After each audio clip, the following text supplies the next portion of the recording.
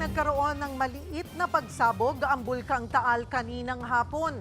Batay sa tala ng PHIVOLCS, tumagal ang tinatawag na minor phreatomagmatic eruption ng 4.5 minuto. Ito yung pagsabog na dulot ng paghahalo ng mainit na magma at tubig. Umabot sa 1,200 meters ang taas ng ibinuga ng bulkan mula sa main crater nito. Sa kabila niyan, nananatili sa Alert Level 1 ang Bulkang Taal. Ibig sabihin, ipinagbabawal ang pagpasok sa Permanent Danger Zone. Kaninang alas 7 ng umaga, unang nagbuga ng abo ang bulkan na tumagal ng 4 na minuto. Mga kapatid, Cheryl Cosing po.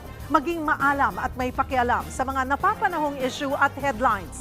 Mag-follow at mag-subscribe na sa social media pages ng News 5.